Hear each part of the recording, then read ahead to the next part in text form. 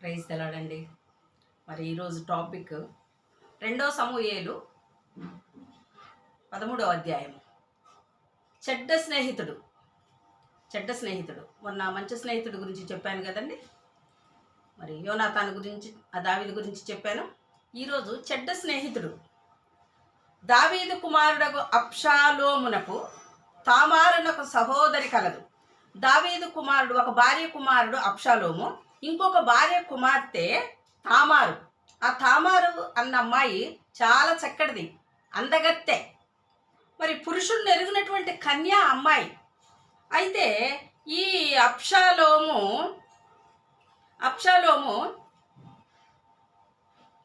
ఈ మన తామార్ని ప్రేమిస్తాడు. ప్రేమించి దిగులుతో జ్వరం వచ్చి మంచం మీద పడతాడు. చెల్లెలు కదండి, పిన్ని కూతురు కదా, తన తండ్రికే పుట్టినటువంటి అమ్మాయి కదా. మరి ఏ విధమైన మోహపు చూపులు చూశాడు తామార్ని? అలా చూడకూడదు కదా. అక్క చెల్లెళ్ళు పిల్లలు అయినప్పుడు అలా చూడకూడదు. చెల్లెలు చింతాక్రాంతుడై తన చెల్లెలైన తామారును బట్టి చిక్కిపోయి వాడికి అదే ధ్యాస. ఆ అమ్మాయిని ఎప్పుడు అనుభవించుదామా, ఎప్పుడు చెరుపుదామా అనేసి ఆ ధ్యాసలో ఉండి జ్వరంతో మంచంలో పడ్డాడు. అమ్నోనుకి మిత్రుడు ఒకడు ఉండెను. అతడు దావీదు కుమారుడైన షిమ్మా కుమారుడు, దావీదుకి తమ్ముడు కొడుకు. పేరు యెహోనాదాబు. ఇతడు ఈ అమ్నోను దగ్గరకు వచ్చి ఏంటి రాజకుమారుడివి, ఇలా చిక్కుపోయావు అని వగలమారి మాటలు మాట్లాడతారు. చెడ్డ స్నేహితులు అలాగే మాట్లాడతారు.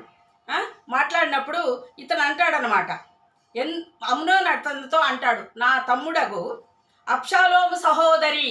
అబ్షాలోము కూడా తామారు యొక్క అన్న. మరి అతని సహోదరి అయిన తామారుని నేను ప్రేమించాను, నేను మోహించాను అని చెప్తాడు.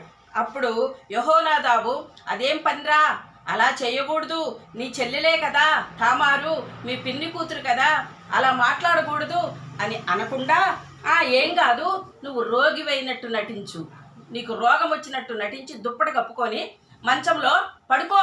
అప్పుడు మీ నాన్న చూడటానికి వచ్చినప్పుడు మరి జబ్బు వచ్చింది, మరి చెల్లితో రొట్టెలు చేయించి తీసుకురా అని చెప్దాంలే అని ఇతడు చెప్తాడు, ఐడియా ఇస్తాడు.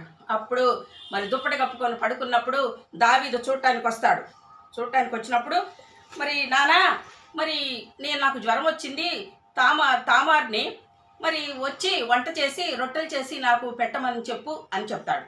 సరేనని దావీదు వెళ్ళి, అమ్మా, నీ అన్నయ్యకు అమ్నోనుకి జ్వరం వచ్చింది, నువ్వే వెళ్ళి రొట్టెలు చేసి పెట్టమ్మా, రుచిగా పెట్టు అని తండ్రి పంపిస్తాడు. ఆమె వచ్చి పిండి పిసికి రొట్టె చేసి తిను అంటే, నాకొద్దు, ఈ ఇంట్లో ఉన్నోళ్ళంతా బయటికి వెళ్ళిపోవాలి అని చెప్తాడు.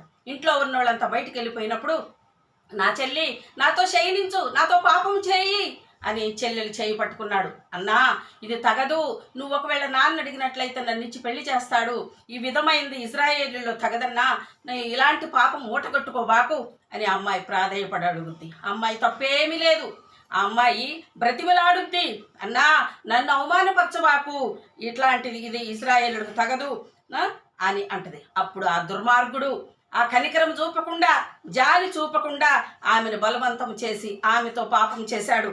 అప్పుడు పాపం చేసిన తర్వాత అధిక ద్వేషము అతనికి పుట్టి, నువ్వు బయటికి పో అంటాడు. బయటికి పోదు. బయటికి పోకపోతే పని వాళ్ళని పిలిచి బయటికి గెంటేసి మరి ఇంకా ఎక్కువ కీడు జరుగుద్దన్నా, నన్ను గెంటేయబాకు అని ఆ అమ్మాయి బ్రతిమలాడిద్ది.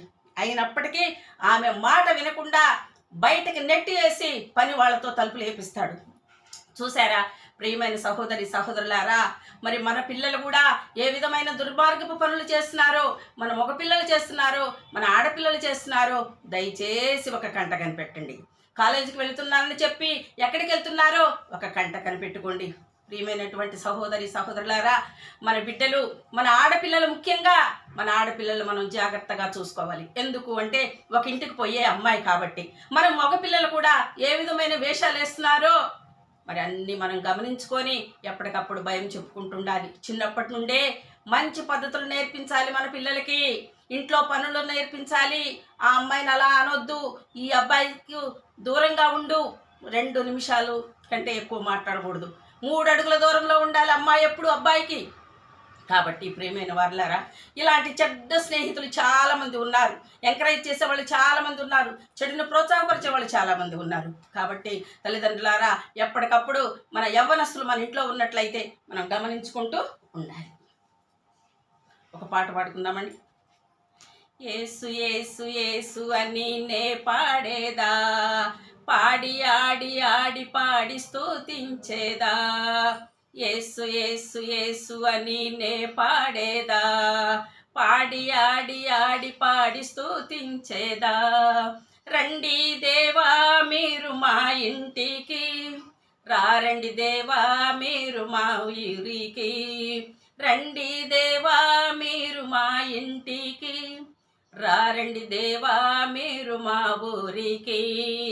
యేసు యేసు యేసు అని నే పాడేదా, పాడి ఆడి ఆడి పాడి స్తుతించేదా.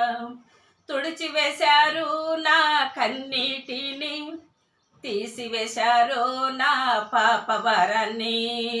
యేసు యేసు యేసు అని నే పాడేదా, పాడి ఆడి ఆడి పాడి స్తుతించేదా. ప్రార్థన చేసుకుందామండి. పరిశుద్ధుడైన ప్రభా, మహోన్నతుడా, మహాగణుడా, నీ పాదముల వందనాలు నాయన. మరి మా యవ్వనస్తులందరినీ దీవించండి ప్రభా.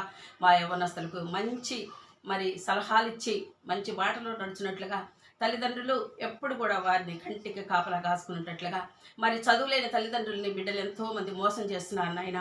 చదువుకున్న తల్లిదండ్రులు కూడా మోసం చేస్తున్నారు ప్రభా, నమ్మిస్తున్నారు నాయన. ఎన్నో విధాలుగా ఈ సెల్ ఫోన్లు వచ్చిన కాడి నుంచి చాలా మంచి ఉన్నా కానీ మంచి గ్రహించకుండా చెడునే ఆకర్షించుకుంటున్నారు. కాబట్టి రజా యవనస్తులందరినీ దీవించి నొక్కుల భద్రపరచుకోమని ప్రభువైన యేసు నామములో అడిగి వేడుకొంచున్నాను తండ్రి. ఆమేన్.